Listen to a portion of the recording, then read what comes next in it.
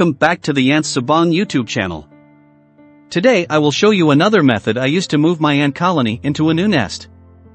Not just any colony, but a large and mature one from a test tube setup. Many people who are new to this hobby have asked me to create a tutorial on how to transfer a colony from a test tube to a nest.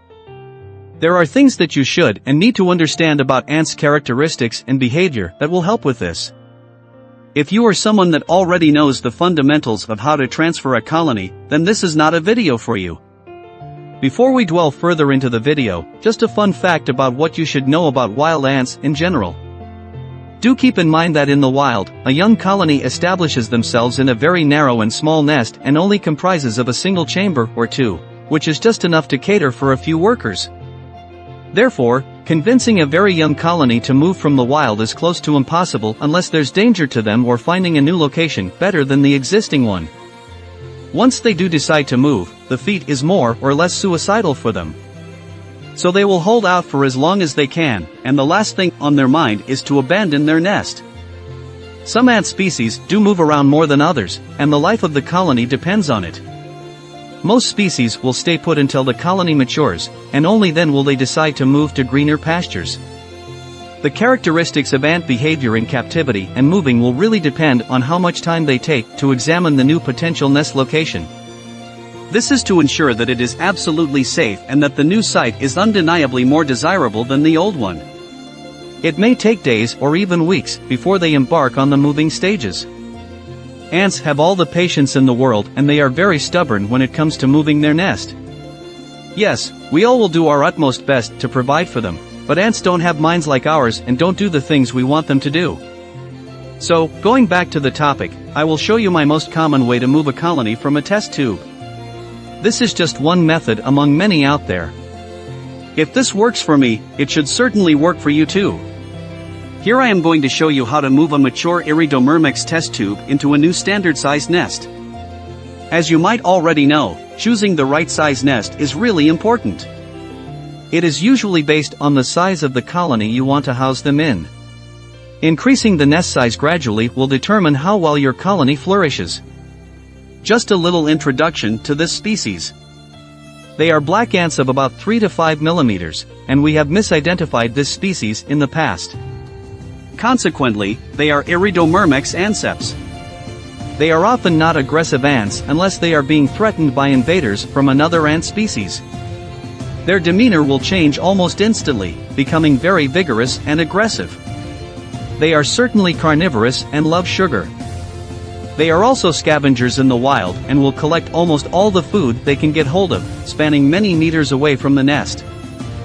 They are fast and can take over a habitat very quickly. I have kept this species for a long time and I know they love huge spaces and warmer temperatures. They develop very quickly in captivity with ample food.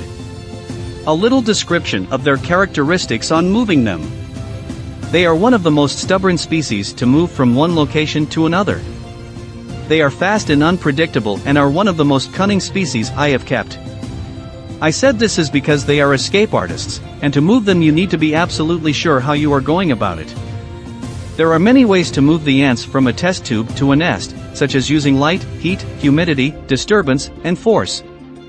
The last one, by force, is the most stressful for the ants, and we want to avoid using that method. The most common way is by way of light. Many common species of ant will move out of their current nest if they are shone upon with bright lights. Though there are species that will not move and don't mind the bright light at all, otherwise they will hate the heat. You can watch my previous video on how to move fire ants into a test tube by using heat at the iCard link above at the end of the video. Through experience, I also found out that if your colony is accustomed to bright lights for a very long time, then using lights to move them is nearly impossible. I always use a lighter background to shine the light on them so that they will not have the chance to hide in certain darker shades. Before we begin, we need to prep the new nest with an anti-escape such as the powder barrier at the perimeter of the nest cover. Secondly, we also need to prepare the test tube where the colony resides now by using a flexible rubber hose by blocking it with cotton at the mouth of the test tube. You may also need some tape to hold the hose. The flexible hose size used really depends on the size of the ant colony you want to move. For this species, an 8 mm to 10 mm diameter hose will be sufficient. This is the quickest and easiest way to connect your test tube ant colony to the new nest expansion port. Once you connect the test tubes to the nests, you must monitor them for a while. Sometimes there are gaps that they may escape from which you cannot see. Therefore, using tape to hold down the test tube as well as seal off escape routes is the best option.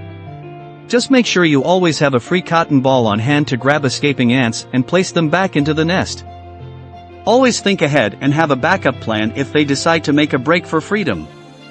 Again, do not forget the escape barrier on the new nest, especially if the nest has a foraging area, to prevent them from climbing out while they are moving in. Sometimes you will need to cover the new nest with a dark cloth to make it darker inside to encourage them to move.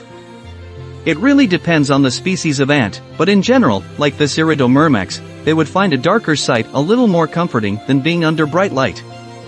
Iridomyrmex is the species that does not follow the queen. Most often, workers will wait till the end to drag the queen over by force. The queen will refuse to move even when all her broods are taken away. Some smaller species will even split the old colony into two groups, one leaving and one staying in the test tube indefinitely unless you manually remove them. This Iridomyrmex colony comprises individuals at different stages of their life cycle. If you look closely, you'll see pale-colored workers, and the black ones are older ants. As they gradually turn black, they will become braver, hence moving out of the nest to look for food. There are ants that appear to be larger than other workers. I really don't know how much time it will take for them to move, but I believe it really depends on the size of the colony and the distance to a new nest. Moving will not be instantaneous. Generally, the ants can completely move and empty out within an hour or a day. There are times that it will take days for them to move out. It took almost 3 hours for this colony to begin moving, and I did not manage to capture the moving process as I was away while it happened. The initial first step really depends on the first worker to embark on a scouting mission. Once these lonely workers have surveyed the new location, they will go back to the nest and communicate with the others. And from what I can tell, the stimuli that kickstart the movement are the workers who have the brood in their mouths. This is the first initiation of the move. I have observed that the queen is moved by the workers and not by herself. There are times I intentionally tap on the test tube of the glass to encourage some form of movement within. Once I did that, I could see ants running all over the place. Some workers were trying to access the broods by carrying them around the nest. Before I end this video, let me just talk a little about some other ways to move the ant from one place to another. Earlier on, I did mention heat. Again, you can watch my video post on that topic. But here's a caution I should remind you, not all ants will leave the nest with heat. Some species will not leave even when the temperature is cranked up to its max and will die from it. Another method that will certainly work will take a much longer time to implement. You will need to let moisture out of the nest. In other words, let all water sources dry up. The humidity will drop. The colony's brood requires moisture in the nest, without it, they will perish. Therefore, the colony will do its utmost to protect the brood by sourcing new locations with moisture. In cases where you want to move the colony out of the test tube, you will likely need to keep the colony in there until the cotton dries up. The final method, which I occasionally employ but do not recommend, is to manually remove the ants by picking them up from the colony one by one, along with the broods, with thin, lightweight tweezers.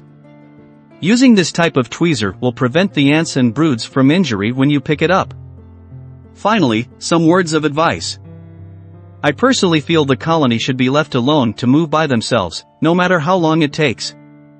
The colony in the test tube can be connected with a flexible tube or simply placed in the outworld and left to grow large enough to move on its own.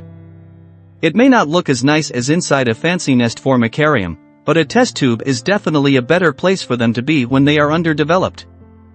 I hope you will like this video and subscribe to my channel if you have not. Thank you for watching.